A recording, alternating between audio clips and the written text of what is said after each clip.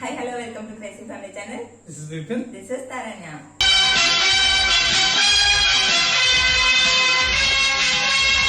Malayalam film industry എന്ന് പറഞ്ഞാൽ തന്നെ ആദ്യം നമ്മുടെ മനസ്സിൽ വരുന്ന രണ്ട് പേര്, ഒന്ന് ലാലേട്ടൻ, ഒന്ന് മമ്മൂക്ക.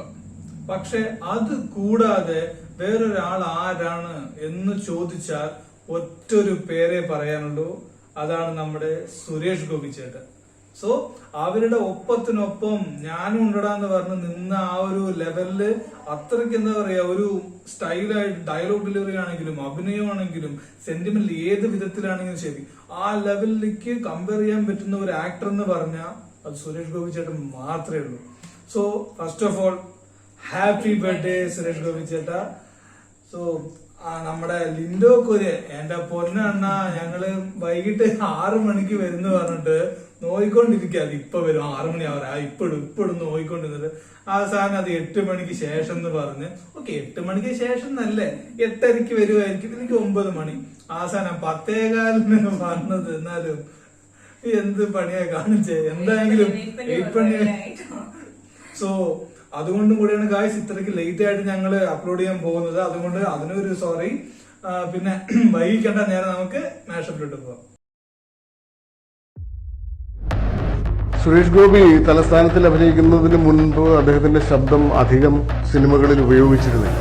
സുരേഷ് ഗോപിയുടെ ശബ്ദം സിനിമയ്ക്ക് പറ്റിയതാണ് എന്ന് തിരിച്ചറിയപ്പെട്ടിരുന്ന ഒരു കാലമല്ല. സുരേഷ് ഗോപിക്ക് വേണ്ടി മറ്റാളുകൾ ഡബ് ചെയ്തൊരു കാലമുണ്ട്. ഇത്രയും കാലം കാത്തിരിക്കുന്നു. ഒന്നാമത് ശബ്ദത്തിന് ഒരു ബേസ് ഇല്ല. ഡയറക്ടർ ഭയങ്കരമായിട്ട് ദേഷ്യപ്പെടുന്നൊക്കെ ഉണ്ട്. വേറെ ആരെ കൊണ്ടെങ്കിലും ഡബ് ചെയ്യാന്ന് പറയുമ്പോൾ ഇങ്ങോട്ട് മാറിയിരുന്ന് കരയുന്നുണ്ടായിരുന്നു. രാജാവിന്റെ മകൻ വേറെ ആരോ ഡബ് ചെയ്തു. അങ്ങനെ 1-2 സിനിമയിൽ ഇദ്ദേഹത്തിന് വേറെ ആരോ ഡബ് ചെയ്തിട്ടാണ് വാശി, ഞാൻ ഡബ് ചെയ്തു. 4 കാശിന് വിലയില്ലായിരുന്ന നിന്നെ ജാക്കിയാക്കിയത് ഞാനാണ്. നീ ശേഖരൻകുട്ടിയെ ഒരു ചുക്കും ആക്കിയിട്ടില്ല. Don't try to boss me. Voice base ആവാൻ വേണ്ടി അടുപ്പിച്ച് 5-10 സേർട്ട് സിഗരറ്റ് വലിക്കുന്ന സ്വഭാവമുള്ള ആളല്ല. പക്ഷേ ഇതിനു വേണ്ടി വലിക്കുക. തനിക്ക് മലയാള സിനിമയിൽ പ്രത്യേകിച്ച് പ്രസക്തി ഇല്ല എന്ന് തോന്നിയ കാലഘട്ടത്തിലും താൻ ഇവിടെ നിലനിൽക്കേണ്ട ആളാണ് എന്ന ഒരു ദൃഢനിശ്ചയം സുരേഷ് ഗോപിക്കുണ്ടായി. 1993 സുരേഷ് ഗോപി എന്ന സൂപ്പർ സ്റ്റാർ മലയാളത്തിൽ പിറവിയെടുക്കുന്നത്. രഞ്ജി പണിക്കരുടെ തിരക്കഥയിൽ ഷാജി കൈലാസ് സംവിധാനം ചെയ്ത ഏകലവ്യം പിന്നീടുള്ളത് മലയാള സിനിമയുടെ ചരിത്രത്തിന്റെ ഭാഗമാണ്.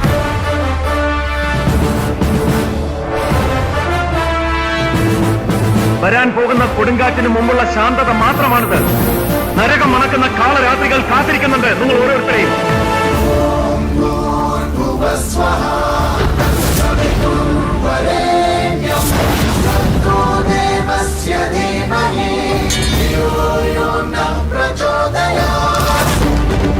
വല്ലാത്തൊരു വിത്തുകുടമുള്ള തീയാണവൻ. He comes from such a dangerous lineage of fire.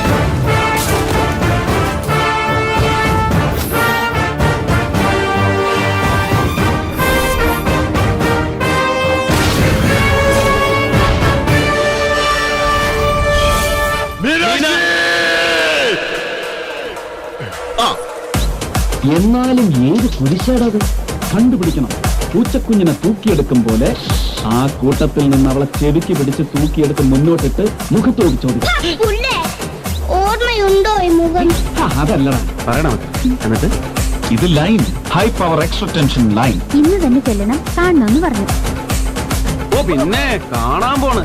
ഒറ്റോ മുരിങ്ങക്കോലിന് കണ്ണും മൂക്കും വെച്ച പോലെ ഒരു സാധനം. കളത്തമ്മടി മസാണി. ഇതൊക്കെ കുട്ടപ്പായുടെ ഒരു നമ്പർ അല്ലയോ? നിന്നെ ഒരു കുഞ്ഞി പൈലൊന്നും വിട്ടുകൊടുക്കുകയല്ലേ കുട്ടപ്പായി. എനിക്ക് വേണം നിന്നെ.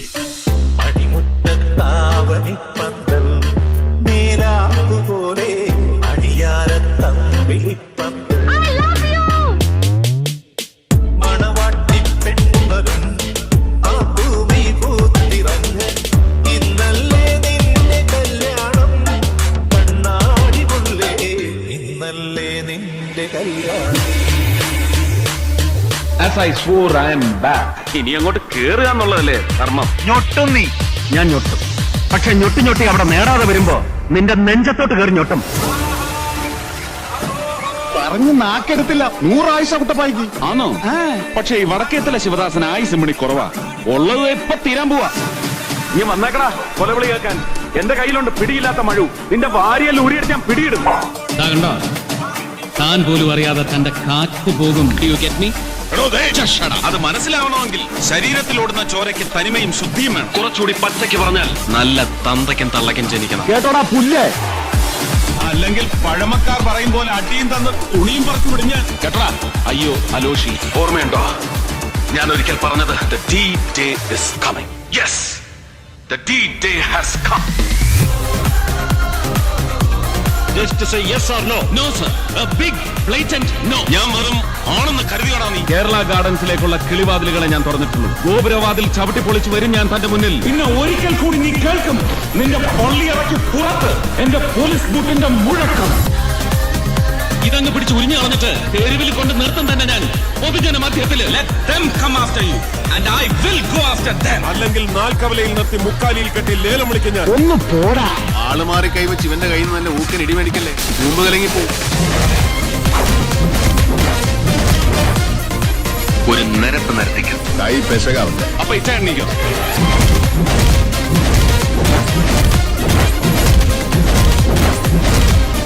നിന്റെയൊക്കെ സമയമാവുന്നേ ഉള്ളടാ കൊള്ള കൊടയാടി മോനെ.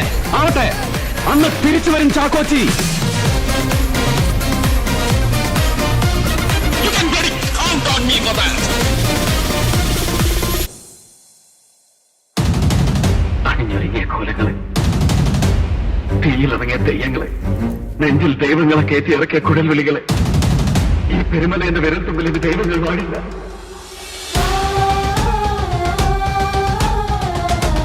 വില്യം ഷേക്സ്പിയറിന്റെ ഒത്തല്ലോയെ ജയരാജ് മലയാളത്തിലേക്ക് പറിച്ചുനട്ടപ്പോൾ മികച്ച നടനുള്ള സംസ്ഥാന അവാർഡും ദേശീയ അവാർഡും കരസ്ഥമാക്കിയ സുരേഷ് ഗോപിയുടെ കണ്ണൻ പെരുമല.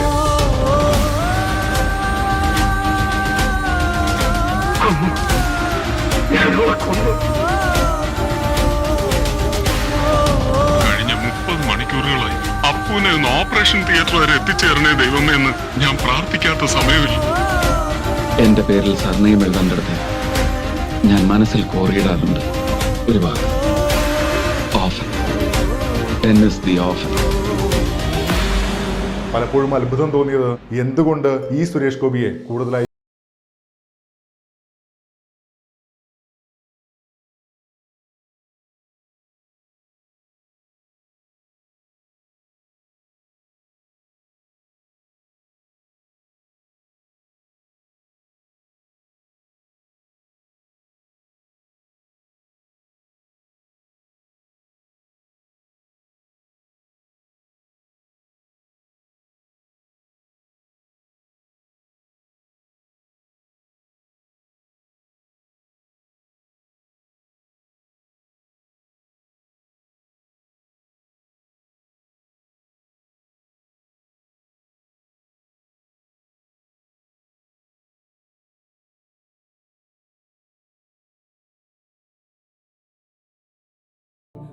ஸோ லிங்டோ குரியன் ஆஸ் ஆல்வேஸ் வந்துட்டு பக்காவா செம்மையா மேஷப் பண்ணியிருக்காரு.